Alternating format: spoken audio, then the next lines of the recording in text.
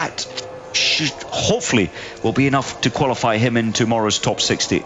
Now remember, the early leaders went through this first shoot. They put the last target down at 8:08. Svensson, Bjorndalen and FOURCADE were 5 or 6 seconds inside that time. But if PEIFFER, that miss is going to be crucial. Well, a split round on number 5, a little bit fortunate, but the one miss is enough, and I think Mark Kirchner knows that there will be no Germans on the podium today. Must be a little bit of pressure on Kirchner, and it can't be nice for him, Mike, having Uwe Mussigang as the overall head coach, a man who's been there before and I guess can claim to be the most successful coach ever. He certainly was for, 11 years with the German women's team, where they won so much in World Cup, World Championships, Olympic Games. Labi Lund was on schedule for a top 15 until that third shot, but the wind, to be fair to him, is it's not necessarily stronger, but it's changing every couple of minutes. The strength and the direction is changing, so it's made it very difficult for the prone shoot in particular.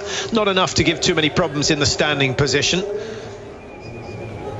Just an athlete I thought would perform really well today based on the relay result. I thought Dominic Vindish, but he's missed 4 and he's down in 40th position at the moment.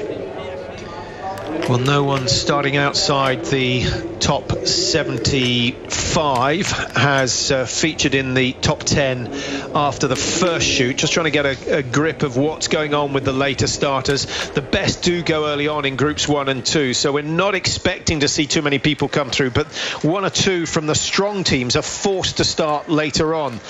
We've already seen Schlesinger, Julian Eberhard of Austria, 28th in the World Cup standings. Arndt PEIFFER we've seen go through. Now, Christian De Lorenzi, number 85, 0-0, 118. He's not on the same sort of form we saw from him in Antolz. You know, I really believed in him today, Patrick. I know that his form earlier in the season wasn't good, but I'd heard that his form leading into this had come up a bit, but certainly shooting well. He often performs well at the major championships. This is good from Eriksson. I saw him doing a lot of dry firing in the room in our hotel each day. In fact, Eriksson's in there for about 50 minutes at a time for this moment. Yeah, the Swedes have taken an extra room in the hotel. They've got a couple of exercise bikes in there just to spin the legs over and rid themselves of any lactate built up during the day's training. Last 3. And he can't believe it. It's a cruel game.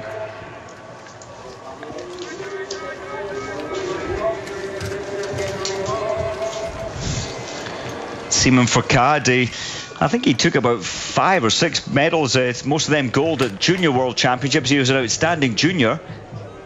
And of course, he was leading the World Cup overall standing into the Olympics in Vancouver.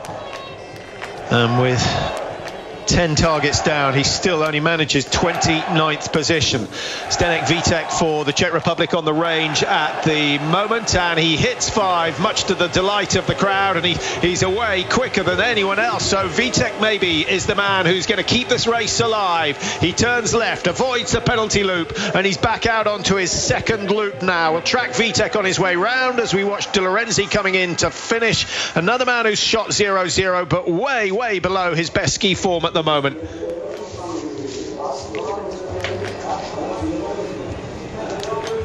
Just trying to see where Vítek left the range.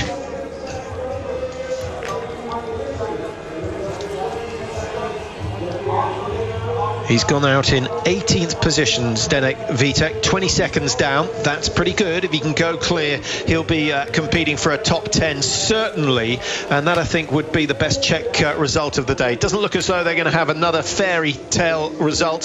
Having taken bronze in the mixed relay, they were starting to believe that they could compete in every race. But it's not that easy to do. And Mike, if you spoke to a number of the coaches, we all have been asking questions of various media members.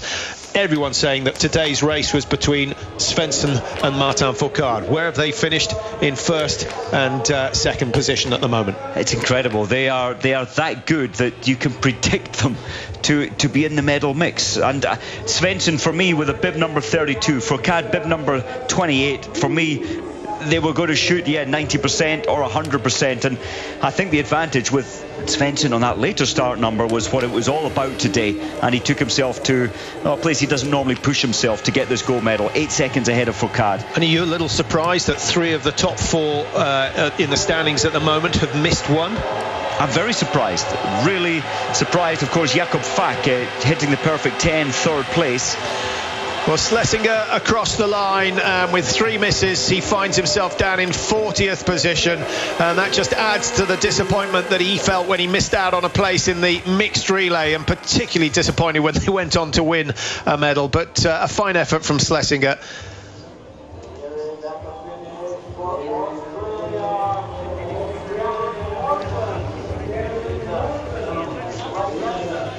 Well, the countryside round here, a little bit like Dartmoor, I guess, Mike, but with 200% more trees, heavily forested, but just rolling hills, very nice gentle skiing. There's some excellent skiing to be had up on the top of the hills. If you go down below 600 meters, there's not enough snow, but very pleasantly surprised. And even without the steep climbs, they've created a tough enough course for a World Championships. I think it's an excellent area around here, and in terms of skiing, we were out this morning, and that's got to be some of the best skiing we've ever done, or we've been skiing for a good number of years, and beautiful terrain. And a lot of the public out there this morning as well. And also surprised to see, or not surprised, but interested to see some of the top athletes, the women, out doing a little bit of classic, the likes of Kaisa Mäkäräinen from Finland. A couple of the Norwegian girls just out for an early morning walk before their race this afternoon. Nice to see how they prepare, just trying to take, and a number of athletes just pushing their prams around as they prepare for the races. That's right, and Kristen Flatland was out with husband and pram, and just, 5 hours before her race, just taking a gentle stroll. Jakub FAK lying in 3rd place at the moment. Great run. He with 10 shots out of 10 targets down at the first time of asking. I think will be a little bit disappointed he didn't manage to challenge FOURCADE and Svensson, but these 2 men are on flying form. Martin FOURCADE, the defending champion, he did almost everything he had to do, but he missed 1 target, and that has cost him a chance of making it double gold. A silver medal almost certainly coming his way, even though there are still a number of very good athletes out on the track. Svensson, for once, had the advantage of starting after Martin FOURCADE. So often the Frenchman goes second, and Svensson used that advantage perfectly. A 3-second lead coming into the first shoot. He'd extended that by 10 seconds by the time he left the range for the second time, and no mistake made. He may not have been feeling too good in the mixed relay, Mike, but he's come to life today. He's on fire. And I don't think he's feeling good. It's just his mind focused to have the advantage to start behind FOURCADE. He took himself to a very hard push level out on the track.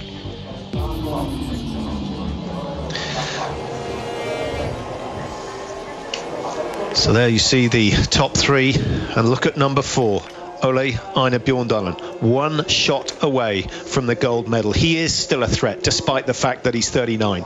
And Dmitry MALYSHKO, I think more than making up for the fact that he made an absolute Horlicks of the mixed relay. He lost Russia a chance of a medal. Today he got so close. MALYSHKO hitting 10 out of 10, 23 seconds behind. And Alexis BUR for France in 6th place. So the French, the most successful team. SHIPULIN of Russia in 7. We've got LINDSTRÖM. Actually, Mike, an early start for LINDSTRÖM. He started number 3, but my goodness, with 2 misses, 38 seconds behind, he's a potential gold medalist. He really is, and he started his race so calm, so steady, and then really opened up later.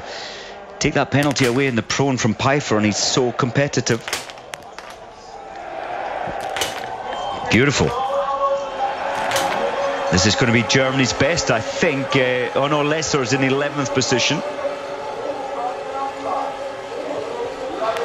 Well, that will be a little bit of a carrot for PEIFFER if he gets to hear that he's only got some 7-8 seconds to catch up on Lesser, 40.8 off the lead. He'll know that that's too much to make up. but if he can find some reserves for the last 3 kilometres, PEIFFER may find himself with a better draw when it comes to the individual.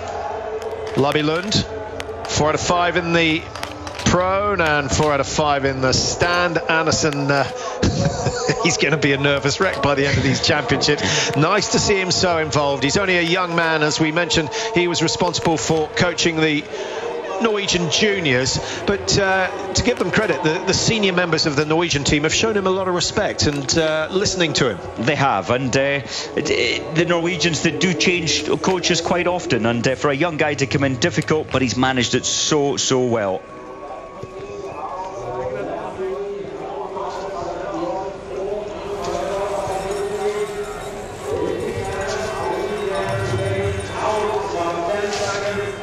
So Gao of Canada across the line, 39th position. That is very respectable. He gets himself a start almost certainly in the pursuit tomorrow. Well, let's have another look at those who have taken medals today. Jakov FAK of Slovenia, the gold medalist from the individual in Ruhpolding last year, proves that that is not another flash in the pan. Always good on the major occasions. Well, the women's sprint this afternoon, 3:45 European time, 2:45 if you are watching in the UK. And is it going to be Tora Berger? Will it be Kaiser Mäkäräinen, or will one of the Germans come through? Perhaps Miriam Gustner can make up for her mistakes in the relay. It could go anyway. It'll be a fascinating race, so I hope you join us for that. Martin FOURCADE, the silver medal today. He got gold last year, but I think he'll be happy with the silver and knows that he's in good enough form to claim another few bags full of gold here in Nove Mesto. But Svensson, it's not been a brilliant season, only 1 win so far out of the 14 races. He makes it number 2 for the season at the most important time of the season. Well, ski jumping coming up with David Goldstrom from Villingen in Germany. Do stay tuned for that, but don't forget we're back on air 3:45 Central European time for the women's sprint. It's going to be a cracker. We'll see you then. Thanks for your company over the last hour and a half, and thanks to Mike Dixon for all his expert analysis.